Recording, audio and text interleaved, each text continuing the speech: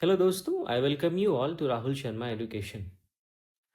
दोस्तों, अक्सर आप अपने आसपास की लोकेलिटी में कई सारे प्रॉब्लम्स देखते होंगे। आपको अपने रोड्स खराब दिखते होंगे। आपको ये भी कभी कभी नज़र आता होगा कि क्लीन वाटर हमारी सोसाइटी के सर्टेन सेक्शंस के लिए अवेलेबल नहीं है। जो भी हमारे बेसिक नीड्स हैं उनके लिए जो इसेंशियल इंफ्रास्ट्रक्चर है, उन इंफ्रास्ट्रक्चर का अब्सेंस है आपकी लोकेलिटी में। तो अब ऐसे स्थिति में आपके पास दो ऑप्शंस हैं। या तो आप सरकार का इंतज़ार करें कि सरकार इन सारे प्रॉब्लम्स को सॉल्व करेगी, इन सारे ज़रूरतों को पूरा करेगी। या फिर आपके पास एक दूसरा ऑप्शन है कि आप एक ऐसे टूल का इस्तेमाल कर सकते हैं जिसमें आप सिंगल हैंडेडली कोर्ट के पास इन सारे प्रॉब्लम्स को लेके जा सकते हैं। और इसी टूल का नाम है पब्लिक इंटरेस्ट लिटिगेशन। और कोर्ट फिर हमारी सरकार का ध्यान उन सारे प्रॉब्लम्स पे अवेयर करवाएगी और ये इंश्योर करवाएगी कि इन सारे प्रॉब्लम्स का सोल्यूशन जल्दी से जल्दी हो। तो आज हम इसी one of the most important tool के बारे में डिस्कस करने वाले हैं, जिसको हम पब्लिक इंटरेस्ट लिटिगेशन कहते हैं और हिंदी में कहें तो इसको जनहित याचिका कहते हैं। मैं आपको एक रियल लाइफ एग्जाम्पल से समझाता हूँ। 2024 में दिल्ली हाई कोर्ट में एक पीआईएल फाइल किया गया कि जो भी रिलीजियस प्लेसेस के लिए परमिटेड आवर्स हैं, उस परमिटेड आवर के अलावा लाउडस्पीकर को बजाने पे बैन लगाया जाए, क्योंकि इससे हमारा जो राइट टू पीस है या राइट टू स्लीप है अंडर आर्टिकल 21, इसका वायलेशन होता था। कोर्ट ने इस मैटर को सीरियसली लिया और उसने कुछ गाइडलाइंस इशू किए ताकि जो भी पहले से नियम कानून चल रहे थे कि परमिटेड आवर्स में ही रिलीजियस प्लेसेस में लाउड स्पीकर को चलाया जाएगा, उसका बेटर इन्फोर्समेंट हो सके। अब यहाँ पे आपको क्या दिखता है? एक केवल एक पर्सन के पिटिशन ने लगभग हजारों लोगों को नॉइज पोल्यूशन से प्रोटेक्ट किया, राइट? तो हम कॉमन मैन के इसी जो स्पेशल टूल के बारे में बात करेंगे आज, जिसको पब्लिक इंटरेस्ट लिटिगेशन कहते हैं। इस चैप्टर को दोस्तों एज यूजुअल हम थोड़े थोड़े छोटे छोटे सब हेडिंग्स में डिवाइड कर करके देखेंगे। हम सबसे पहले देखेंगे कि पब्लिक इंटरेस्ट लिटिगेशन के बारे में, इसका इंडिया में इवोल्यूशन कैसे हुआ है, दुनिया भर में सबसे पहले ये कहाँ इवॉल्व हुआ। उसके बाद इसके मीनिंग को देखेंगे। मीनिंग को देखने के बाद हम देखेंगे कौन कौन से ऐसे फीचर्स हैं जो पीआईएल को स्पेशल बनाते हैं, क्योंकि आप नॉर्मल जुडिशियल प्रोसीडिंग्स देखेंगे तो उससे काफ़ी हट के आपको पीआईएल देखने को मिलेगा। फिर हम देखेंगे कौन कौन से ऐसे मामले हैं जिसके तहत हम पीआईएल को फाइल कर सकते हैं। फिर हम देखेंगे कौन कौन से ऐसे प्रिंसिपल्स हैं जो पीआईएल के बेस में लाई करते हैं। ओके। उसके बाद हम देखेंगे सुप्रीम कोर्ट ने कुछ गाइडलाइंस भी इशू किया है कि कब पीआईएल को एडमिट करना है, कब पीआईएल को एडमिट नहीं करना है, अवॉइड करना है। और लास्ट में हम कुछ लैंडमार्क जजमेंट्स देखेंगे जो कि पीआईएल के थ्रू ही आए हैं। तो दोस्तों, अगर अभी तक आपने वीडियो को लाइक नहीं किया है तो लाइक कर दीजिए और चैनल को सब्सक्राइब कर दीजिए, बिकॉज आज का डिस्कशन काफ़ी ज़्यादा प्रोडक्टिव होने वाला है। तो चलिए हम दोस्तों आज का अपना सेशन शुरू करते हैं। सबसे पहले हम बात करते हैं पब्लिक इंटरेस्ट लिटिगेशन के बारे में। अब देखिए, पब्लिक इंटरेस्ट लिटिगेशन जो है जुडिशियल एक्टिविज्म से काफ़ी ज़्यादा क्लोजली रिलेटेड है। अगर मैं सिंपल शब्दों में कहूँ तो जो जुडिशियल एक्टिविज्म का सबसे अच्छा उदाहरण है वो पब्लिक इंटरेस्ट लिटिगेशन है। जुडिशियल एक्टिविज्म का अगर मैनिफेस्टेशन है कोई चीज़ तो वो पब्लिक इंटरेस्ट लिटिगेशन है। अब चूंकि जुडिशियल रिव्यू, जुडिशियल एक्टिविज्म, ये सारे कॉन्सेप्ट्स अमेरिका में डेवलप हुए, ठीक इसी तरह पीआईएल भी ओरिजिनेट और डेवलप दोनों ही अमेरिका में हुआ है 1960s में। अब इसको इसलिए डिज़ाइन किया गया था कि कोई ऐसे ग्रुप जैसे पुअर्स हो गए, एनवायरमेंटलिस्ट्स हो गए, कंज्यूमर्स हो गए, रेशियल एंड एथनिक माइनॉरिटीज हो गए, अगर इन ग्रुप का जो है इंटरेस्ट पहले से अच्छे से रिप्रेजेंटेड नहीं है हमारे लीगल सिस्टम में, है ना, तो इन सारे ग्रुप्स को एक अच्छे से लीगल रिप्रेजेंटेशन प्रोवाइड करने के लिए पब्लिक इंटरेस्ट लिटिगेशन को डिजाइन किया गया था, ताकि इन सब की बात सब कोर्ट के सामने लाई जा सके और इन सबको जस्टिस मिल सके। इंडिया में अगर हम बात करें दोस्तों, तो इंडिया में जो पीआईएल है वो मैंने जैसा कि आपको बताया जुडिशियल एक्टिविज्म से बहुत ही ज़्यादा क्लोजली रिलेटेड है। इनफैक्ट ये जुडिशियल एक्टिविज्म का सबसे पॉपुलर फॉर्म है। हम इंडिया में पीआईएल के पायनियर्स के रूप में जस्टिस पीएन भागवती और वीआर कृष्ण अय्यर के को देखते हैं। इन्होंने 1970s 1980s के दौरान काफ़ी ज़्यादा पीआईएल को इनकरेज किया। पीआईएल के ऑब्जेक्टिव्स को देखते हुए, क्योंकि ये बहुत ज़्यादा सोसाइटी के ग्रेटर सेक्शन के लिए जस्टिस प्रोवाइड करने का काम करता है, तो इसके इस नेचर को देखते हुए पब्लिक इंटरेस्ट लिटिगेशन को सोशल एक्शन लिटिगेशन भी कहा जाता है और क्लास एक्शन लिटिगेशन भी कहा जाता है। तो इसके ये कई सारे नाम हैं जो आप ध्यान में रख सकते हैं। तो ये तो बात हो गई पीआईएल के बारे में कि कहाँ से ओरिजिनेट हुआ, इंडिया में किसको इसका क्रेडिट दिया जाता है। अब हम बात करते हैं कि आखिरकार मीनिंग ऑफ पीआईएल होता क्या है। जब भी हम पब्लिक इंटरेस्ट लिटिगेशन कहते हैं तो हम उससे क्या समझते हैं। सुप्रीम कोर्ट ने पीआईएल को बहुत अच्छे तरीके से डिफाइन किया है। सुप्रीम कोर्ट ने कहा है कि किसी भी पब्लिक या हमारी कम्युनिटी के किसी भी क्लास के पब्लिक इंटरेस्ट को इन्फोर्स करने के लिए जो लीगल एक्शन इनिशिएट किया जाता है कोर्ट ऑफ लॉ में, हम उसी को पब्लिक इंटरेस्ट लिटिगेशन कहते हैं। यानी हमारे समाज के कुछ ऐसे क्लास, हमारे समाज के कुछ ऐसे लोग जिनके पब्लिक इंटरेस्ट को इन्फोर्स करने के लिए एक लीगल एक्शन हम कोर्ट में इन्फोर्स कर सकते हैं, उसी लीगल एक्शन का नाम है पब्लिक इंटरेस्ट लिटिगेशन। अब ये नॉट जो ऑर्डिनरी जुडिशियल प्रोसीडिंग्स है उससे काफ़ी अलग है, इसके हम देखेंगे डिटेल में।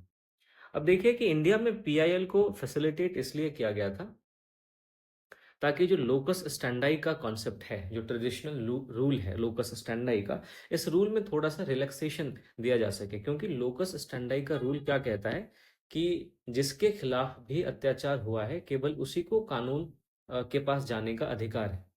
अब पीआईएल में देखेंगे आप कि पीआईएल में कोई भी पब्लिक स्पिरिटेड सिटीजन या सोशल ऑर्गेनाइजेशन कोर्ट जा सकता है for the enforcement of rights of any person, किसी भी लोगों के राइट्स के इन्फोर्समेंट के लिए जा सकता है, या किसी ग्रुप ऑफ पर्सन के राइट्स के इन्फोर्समेंट के लिए जा सकता है। और ये ग्रुप ऑफ पर्सन या ये जो पर्सन है, ये ऐसे कम्युनिटी से होंगे जो कि काफ़ी ज़्यादा पोवर्टी के शिकार हैं, काफ़ी ज़्यादा इग्नोरेंस के शिकार हैं, और वो खुद को कोर्ट्स के सामने अपने आप को रिप्रेजेंट करने में अनेबल है, रिप्रेजेंट करने में सक्षम नहीं है ना।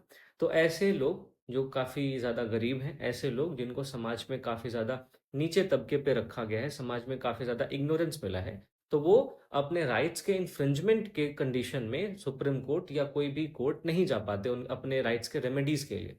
तो ऐसे ही लोगों के लिए कोई भी पब्लिक स्पिरिटेड सिटीजन या कोई सोशल ऑर्गेनाइजेशन कोर्ट्स जा सकता है, और कोर्ट्स जिस माध्यम से वो जाएगा उसी को हम पीआईएल कहते हैं।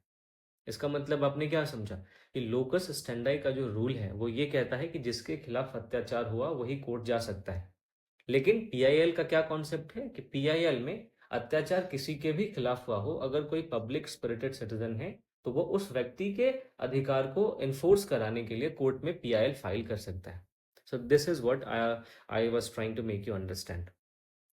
तो ये हमने पीआईएल का मीनिंग देखा। अब इसके मीनिंग में ही इसके पर्पस छुपे हुए हैं। अब देखिए, जब भी हमारे सोसाइटी के सर्टेन सेक्शंस जो कि पॉवर्टी के शिकार हैं, जिनको हमेशा इग्नोरेंस झेलना पड़ा है, जो इस बात के लिए केपेबल नहीं है कि वो कोर्ट्स अपने रेमेडीज के लिए जा सके, तो उनको जब जस्टिस दिलाया जाता है तो ये किसका कॉन्सेप्ट है? ये और कुछ नहीं, ये रूल ऑफ लॉ है। यानी पीआईएल के ऑब्जेक्टिव्स के बारे में बात करें, इसके पर्पस के बारे में बात करें, तो ये हमारे रूल ऑफ लॉ को स्टैब्लिश करने का, रूल ऑफ लॉ को प्रमोट करने का काम करता है। फिर ये देश, हमारे देश में सोशली और इकोनॉमिकली वीकर सेक्शन जो भी हैं, उनको जस्टिस तक एक्सेस प्रोवाइड करवाता है। और ये जस्टिस नॉर्मल जस्टिस नहीं, इफेक्टिव जस्टिस होगा। फिर इसके बाद हम देखते हैं कि ये हमारे फंडामेंटल राइट्स के मीनिंगफुल रियलाइजेशन में भी हेल्प करता है। यानी हमारे कॉन्स्टिट्यूशन मेकर्स ने हमारे फंडामेंटल राइट्स को जिस रूप में इन्विजन किया था, जिस रूप में उनका सपना देखा था कि हमारे फंडामेंटल राइट्स हमारे देश के लोगों को मिलेंगे, तो असल में इस बात को रियलाइज करवाने का काम हमारा पब्लिक इंटरेस्ट लिटिगेशन करता है। आई होप आपको समझ में आया होगा। तो ये दोस्तों हमने देखा किस तरीके से पीआईएल का क्या मतलब होता है, पीआईएल के पर्पसेस क्या है। अब हम देख लेते हैं कि पीआईएल के कौन से ऐसे फीचर्स हैं जो इसको ऑर्डिनरी जो लेजिस्लेटिव माफ कीजिएगा जुडिशियल प्रोसीडिंग्स होता है उससे अलग बनाता है। इसके फीचर्स की बात करें दोस्तों तो सबसे पहला है लिबरल लोकस स्टैंडाई। अब देखिए, मैंने आपको बताया कि लोकस स्टैंडाई के कॉन्सेप्ट को थोड़ा सा रिलैक्सेशन देने के लिए पीआईएल लाया गया है। पीआईएल में हम देखते हैं कि कोई भी पब्लिक स्पिरिटेड पर्सन हो या फिर कोई एनजीओ हो, ये उन लोगों के बिहाफ पे केस फाइल कर सकता है जो अपने आप को डायरेक्टली रिप्रेजेंट करने में केपेबल नहीं। तो इससे कि हम क्या देखते हैं, जो भी ट्रेडिशनल रूल है लोकस स्टेंडाई का, उसको थोड़ा सा रिलैक्सेशन मिलता है। दूसरा फीचर आप देखेंगे कि ये पब्लिक वेलफेयर पे फोकस करता है, क्योंकि पीआईएल प्राइमरीली उन लोगों के लिए यूज़ किया जाता है जो मार्जिनलाइज्ड हैं, जो डिसएडवांटेज्ड ग्रुप्स हैं। जैसे आप लोग देखेंगे गरीब, बॉन्डेड लेबरर्स जो हो गए, वुमेन हो गए, चिल्ड्रन हो गया। तो इन सबको सोशल जस्टिस प्रमोट करवाने के लिए मेनली पीआईएल का यूज़ किया जाता है। तो दूसरा फीचर हमने क्या देखा कि पब्लिक वेलफेयर पे पीआईएल का फोकस होता है। तीसरा फीचर हम देखते हैं जुडिशियल एक्टिविज्म से रिलेशन इसका, क्योंकि पीआईएल जुडिशरी को एम्पावर करता है, स्पेशली सुप्रीम कोर्ट और हाई कोर्ट्स को, कि जब भी एग्जीक्यूटिव और लेजिस्लेचर पब्लिक कंसर्न के इश्यूज पर फेल हो जाए, तो ऐसे में जुडिशरी एक प्रोएक्टिव रोल प्ले करे और इन सारे इश्यूज को डिस्कस करे, इन सारे इश्यूज को एड्रेस करे। चौथा जो इसका फीचर है वो ये कि ये पीआईएल के थ्रू बहुत ही ज़्यादा एक्सेसिबल और अफोर्डेबल जस्टिस मिल पाता है, क्योंकि आप देखेंगे पीआईएल की जो प्रोसीडिंग्स होती है काफ़ी ज़्यादा इनएक्सपेंसिव होती है और काफ़ी ज़्यादा सिंपल होती है। आपको ये जान के आश्चर्य होगा कि पीआईएल आप केवल एक लेटर या पोस्ट कार्ड के माध्यम से भी फाइल कर सकते हैं। तो इससे जो भी जस्टिस है वो under privileged section of society के लिए ज़्यादा एक्सेसिबल होता है, यानी हमारे समाज में ऐसे लोग जो काफ़ी ज़्यादा अंडर प्रिविलेज्ड हैं, जिनको बहुत सारी सुविधाएं नहीं मिली हैं, तो उनके लिए न्याय पाना ज़्यादा आसान हो जाता है because of PIL, public interest litigation. पांचवा जो इसका फीचर हम देखते हैं कि ये हमारे फंडामेंटल राइट्स को एक्सपैंड करने का काम करता है, क्योंकि पीआईएल जब भी कोर्ट में फाइल होता है फंडामेंटल राइट के इन्फोर्समेंट के लिए, तो जो जुडिशरी है वो कई सारे फंडामेंटल राइट्स का इंटरप्रिटेशन देती है ना। आप देखेंगे कि क्लीन एनवायरनमेंट को हमारे फंडामेंटल राइट ऑफ 21 का पार्ट बताया गया है, एडुकेशन है, हेल्थ है, शेल्टर है, इन सब के रिगार्डिंग जुडिशरी ने इंटरप्रिटेशन दिया है और इस इंटरप्रिटेशन के माध्यम से हमारे फंडामेंटल राइट का काफ़ी एक्सपेंशन हुआ है। तो आई होप कि आपको जो भी फीचर्स थे पीआईएल के वो समझ में आए होंगे। अब हम बात करते हैं पीआईएल के स्कोप की, कि हम किन किन मामलों में पीआईएल को फाइल कर सकते हैं। अब आप देखिए कि 1988 में सुप्रीम कोर्ट ने कुछ गाइडलाइंस को बनाया और बताया कि इन्हीं गाइडलाइंस को फॉलो करने वाले जो भी मामले होंगे उनको पीआईएल के तहत एंटरटेन किया जाएगा या एज अ पीआईएल एडमिट किया जाएगा।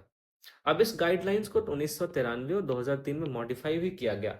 तो इन सारे मॉडिफिकेशंस के बाद हम कुछ ऐसे पॉइंट्स देखते हैं जिसको पीआईएल के तहत ट्रीट किया जाएगा। जैसे अगर कोई मैटर बॉन्डेड लेबर का है तो उसको पीआईएल के तौर पे एडमिट कर लिया जाएगा।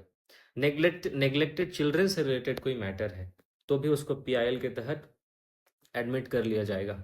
अगर जो वर्कर्स हैं उनको मिनिमम वेज के नॉन पेमेंट से रिलेटेड मैटर है, यानी कि जो भी उनकी न्यूनतम मजदूरी है अगर उनको वो नहीं दिया जा रहा है तो उनके फंडामेंटल राइट का वायलेशन हो रहा है, तो ऐसी स्थिति में भी पीआईएल फाइल किया जा सकता है। फिर आप देखेंगे कि जो कंस्ट्रक्शन लेबर हैं या कैजुअल वर्कर्स है उनका एक्सप्लॉयटेशन हो रहा है, तो इस केस में भी ऐसा किया जा सकता है। वुमेन्स के अगेंस्ट कोई एट्रॉसिटी या अत्याचार हो रहा है तो ऐसे केस में भी पीआईएल फाइल किया जा सकता है। इन्वायरमेंटल पॉल्यूशन या हमारे इकोलॉजिकल बैलेंस में अगर कोई डिस्टरबेंस ला रहा है तो ऐसे केसेस में भी पीआईएल फाइल किया जा सकता है। फूड अडल्ट्रेशन एंड ड्रग्स के केस में भी किया जा सकता है। हेरिटेज और कल्चर को मेंटेन करने वाले जो भी मामले हैं उन मामलों में भी पीआईएल फाइल किया जा सकता है। अगर जेल से कोई पिटिशन आता है, फॉर एग्जांपल आप देखेंगे कि हरासमेंट का कोई कंप्लेन है या इनह्यूमन ट्रीटमेंट का कोई कंप्लेन है या कस्टोडियल डेथ हो जाती है, तो ऐसे केसेस में भी पीआईएल फाइल किया जा सकता है। इसके अलावा आप देखेंगे कि जो हमारे सोसाइटी के पुअर और मार्जिनलाइज्ड सेक्शंस हैं उनके राइट्स को प्रोटेक्ट करने के लिए भी पीआईएल फाइल किया जा सकता है। तो ये सुप्रीम कोर्ट ने कुछ ऐसे गाइडलाइंस फॉर्मुलेट कर दिए हैं जिनके तहत हम पीआईएल फाइल कर सकते हैं। इसके साथ साथ कुछ ऐसे भी सुप्रीम कोर्ट ने कैटेगरीज बताई है जिसके जिसके अंडर हम पीआईएल को एडमिट नहीं करेंगे, सुप्रीम कोर्ट पीआईएल को एडमिट नहीं करेगा। तो ये ऐसे कौन कौन से मामले हैं उसमें भी एक नज़र डाल लेते हैं। अगर कोई किराएदार और मकान मालिक इसके बीच का मैटर है तो उसको पीआईएल के तहत एडमिट नहीं किया जाएगा। अगर कोई सर्विस मैटर है जिसमें पेंशन और ग्रेच्युटी का मामला हो तो ऐसे मैटर्स को भी पीआईएल के तौर पर एडमिट नहीं किया जाएगा। फिर किसी मेडिकल या अदर एजुकेशनल इंस्टीट्यूशन में एडमिशन का मैटर है तो इस मैटर में भी किसी मैटर को पीआईएल के तौर पे एडमिट नहीं किया जाएगा। और फिर ऐसे मामले जो कि हाई कोर्ट्स में या सबऑर्डिनेट कोर्ट्स में पेंडिंग है तो इन मामलों के अर्ली हियरिंग के लिए कोई भी पिटिशन दायर किया जाता है तो इस पिटिशन को एज अ पीआईएल एडमिट नहीं किया जाएगा। तो ये कुछ ऐसे केसेस थे जहाँ पे सुप्रीम कोर्ट ने बताया कि किस मामले में किसी पिटिशन को पीआईएल के तौर पे मान्यता दी जा सकती है और कौन से ऐसे मामले हैं जहाँ पे किसी पिटिशन को पीआईएल के तौर पे एडमिट नहीं किया जाएगा। तो ये सारे मैंने आपको स्कोप बताए कि पीआईएल का स्कोप क्या है। अब हम देखते हैं कि पीआईएल के बेस में कौन कौन से प्रिंसिपल्स हैं। अब इन सब के बारे में मैंने आपसे अभी डिस्कस कर लिया है, तो एक बार हल्का सा नजर डाल लेते हैं। जैसे सबसे पहले है रिलैक्स लोकस स्टैंडाई। मैंने आपको बताया कि कोई भी पब्लिक इंटरेस्ट के लिए पीआईएल को फाइल कर सकता है ना। इसमें लोकस स्टैंडाई का जो कॉन्सेप्ट है कि जिसमें जो अफेक्टेड पार्टी है केवल वही फाइल कर सकता है, इस बात को थोड़ा सा रिलैक्सेशन दिया गया। दूसरा हम देखते हैं प्रिंसिपल है पब्लिक इंटरेस्ट, इसका फोकस, यानी कि ऐसे इश्यूज जो कि हमारे सोसाइटी को इम्पैक्ट करते हैं उनको मेनली एड्रेस किया जाता है। इसमें पर्सनल डिस्प्यूट्स के लिए कोई भी जगह नहीं है। तीसरा हम देखते हैं जुडिशियल एक्टिविज्म। कोर्ट जो है वो प्रोएक्टिवली हमारे राइट्स को प्रोटेक्ट करने के लिए आगे आती है ना। और कोर्ट सुओ मोटो कॉग्निजेंस भी ले सकते हैं, यानी खुद से किसी भी मामले में अपना संज्ञान ले सकती है। अगला है इसका फ्लेक्सिबल प्रोसीजर, यानी कि आप इनफॉर्मल फाइलिंग्स भी कर सकते हैं या केवल लेटर्स या पोस्ट कार्ड के माध्यम से भी आप पीआईएल फाइल कर सकते हैं। इसमें आपका नॉन एडवर्सरियल अप्रोच जो है वो काफ़ी ज़्यादा पीआईएल के प्रोसीजर को फ्लेक्सिबल बनाता है। पांचवा हम देखते हैं फंडामेंटल राइट्स, किस तरीके से पार्ट 3 के जो भी राइट्स हैं उनको एक्सपेंड करने का काम पीआईएल करता है। तो फंडामेंटल राइट्स के एक्सपेंशन में भी पीआईएल काफ़ी हेल्प करता है और ये एक प्रिंसिपल भी है। नॉन पॉलिटिकल इसका नेचर हम देखें कि ये पॉलिटिकल मोटिव्स को और पर्सनल वेंडेटर्स को, इन सब को अवॉइड करता है। अगला है एपिस्टलरी जुरिस्डिक्शन, यानी पत्रात्मक अधिकार क्षेत्र। इसमें सुप्रीम कोर्ट या हाई कोर्ट चाहे तो किसी लेटर को या इनफॉर्मल कम्युनिकेशन को भी as a PIL petition admit कर सकता है। तो ये भी कुछ ऐसे प्रिंसिपल्स हैं जो पीआईएल के बेस में लाई करते हैं। अगला है रेमेडियल, माफ कीजिएगा, रेमेडियल फ्लेक्सिबिलिटी, यानी कि पीआईएल से मामला जब भी सुप्रीम कोर्ट में आता है तो उसके लिए सुप्रीम कोर्ट अलग अलग टाइप के रेमेडीज का इस्तेमाल कर सकती है। जैसे रिट्स इशू कर सकती है, गाइडलाइंस इशू इशू कर सकती है। रिट्स आप ध्यान में रखेंगे कि सुप्रीम कोर्ट केवल और केवल फंडामेंटल राइट के लिए करती है। हाई कोर्ट जो है, हाई कोर्ट फंडामेंटल राइट के लिए तो करता ही है, साथ साथ ये लीगल राइट्स जो होते हैं उनके लिए भी रिट्स इशू कर सकता है। रिट्स के अलावा सुप्रीम कोर्ट चाहे तो किसी अन्य मामले में गाइडलाइंस भी इशू करके जो रेमेडी है उसको थोड़ी सी फ्लेक्सिबिलिटी प्रदान करता है। उसके बाद देखेंगे आप कि मिसयूज को प्रिवेंट किया जाता है पीआईएल में। जो भी फ्रिवोलस पिटिशंस हैं उनको डिस्करेज किया जाता है और बहुत सारे ऐसे भी मामले हमें देखने को मिले हैं जहाँ पे इस फ्रिवोलस पिटिशंस के लिए कुछ पेनल्टीज भी लगाई जाती हैं ताकि जो भी मिसयूज है इसका उसको डिस्करेज किया जा सके। फिर ये मार्जिनलाइज्ड को एड करता है, यानी हमारे सोसाइटी में जस्टिस को इंश्योर करता है ऐसे लोगों के लिए जो कि डिसएडवांटेज्ड है। तो ये कुछ प्रिंसिपल्स थे जो लाई करते हैं पीआईएल के बेस में। अब देखिए सुप्रीम कोर्ट ने कुछ गाइडलाइंस एडमिट की हैं पीआईएल के लिए, हम इनको एक एक करके देखते हैं। अब देखिए इन सबको हमने डिस्कस किया हुआ है ऑलरेडी, लेकिन फिर भी हम एक बार ही देख लेते हैं। एक तो किस पीआईएल को एडमिट करने के लिए जेन्युइन पब्लिक इंटरेस्ट होना चाहिए। सुप्रीम कोर्ट ने कहा कि PIL must address issues affecting the public at large, उसमें भी मार्जिनलाइज्ड ग्रुप से रिलेटेड हो, जैसे कि फंडामेंटल राइट का वायलेशन हो, एनवायरमेंटल कंसर्न्स हो, है ना, गवर्नमेंट को अकाउंटेबल ठहराना हो। तो इन सारे मामलों में जब जेन्युइन पब्लिक इंटरेस्ट इन्वॉल्व होता है तो पीआईएल को एडमिट किया जाना चाहिए। फिर इसमें सुप्रीम कोर्ट ने यह भी कहा कि प्राइवेट डिस्प्यूट्स को और पर्सनल ग्रीवेंसेस को नॉन एडमिसिबल माना गया है। ठीक है। फिर उसमें सुप्रीम कोर्ट ने दूसरी गाइडलाइन में कहा कि नो मालाफाइड इंटेंट, यानी कि पिटिशंस जो कि अल्टीरियर मोटिव से या पर्सनल वेंडेटा से या फिर पॉलिटिकल एजेंडा को ध्यान में रख के फाइल किए जाते हैं उनको रिजेक्ट किया जाएगा। कोर्ट इस बात को इंश्योर करती है कि जो पिटिशनर है उसका इंटेंट पब्लिक इंटरेस्ट को सर्व करना है, ठीक है, तब भी जाके उसको पीआईएल के तहत एडमिशन मिलता है। फिर अगला है अवॉइडेंस ऑफ फ्रिवोलस पिटिशंस। आप देखेंगे कि पीआईएल को वेग नहीं होना चाहिए, बेसलेस नहीं होना चाहिए, है ना, या फिर ये पब्लिसिटी या पर्सनल गेन के लिए नहीं फाइल किया जाना चाहिए। जब भी ऐसा होता है तो पीआईएल तो जो कोर्ट है वो पेनल्टीज भी लगा सकती है ताकि जो भी फ्रिवोलस पिटिशन है उसको डिस्करेज किया जा सके। अगला गाइडलाइन ये है कि ये फंडामेंटल राइट्स पे फोकस करता है। मैंने आपको बताया किस तरीके से फंडामेंटल राइट्स के एक्सपेंशन में सुप्रीम कोर्ट ने पीआईएल का यूज़ किया है, और मैं आपको इस वीडियो के लास्ट में कुछ एग्जांपल्स भी दूंगा, जिसमें मैं आपको बताऊंगा किस तरीके से जो क्लीन एनवायरनमेंट का हमारा फंडामेंटल राइट है अंडर आर्टिकल 21, वो हमारे पीआईएल के थ्रू ही हमारे फंडामेंटल राइट्स में ऐड हुआ है। ठीक है, तो ये फंडामेंटल राइट्स पे फोकस करता है। फिर आप देखेंगे कि लोकस स्टेंडाई को थोड़ा सा रिलैक्सेशन देता है, इसको हमने अभी काफी अच्छे डिटेल में डिस्कस किया है। फिर इसका नॉन एडवर्सरियल अप्रोच है, यानी कि बहुत ही ज्यादा फ्लेक्सिबल अप्रोच है। ऐसा नहीं कि एक बढ़िया से लिख के आपको कोर्ट में फाइल करना होता है पिटिशन, तब जाके वो पीआईएल के तौर पे एडमिट होता है। आप एक इनफॉर्मल लेटर लिखते हैं या आप कोई पोस्ट कार्ड है, उसको भी पीआईएल के तौर पे सुप्रीम कोर्ट चाहे या हाई कोर्ट चाहे तो एडमिट कर सकता है। फिर आप देखेंगे कि वेरिफिकेशन ऑफ फैक्ट्स पे सुप्रीम कोर्ट जोर देता है। कोर्ट्स जो है वो क्रेडिबल एविडेंसेस को रिक्वायर कर सकता है, या फिर वो फैक्ट फाइंडिंग कमीशंस को भी अपॉइंट कर सकता है, ताकि जो भी क्लेम्स हैं उनको पीआईएल के तौर पे एडमिट करने से पहले एक बारी जांच कर ली जाए। अगला आप देखेंगे अवॉइडेंस ऑफ पॉलिसी मैटर्स। जो पीआईएल है उसके केस में सुप्रीम कोर्ट ये ध्यान रखती है कि गवर्नमेंट के पॉलिसीज में जहां तक हो सके कोई भी इंटरफेरेंस ना हो, जो भी लेजिस्लेटिव फंक्शंस है उसमें इंटरफेरेंस ना हो, क्योंकि हमारे constitutional principles separation of power की बात करते हैं।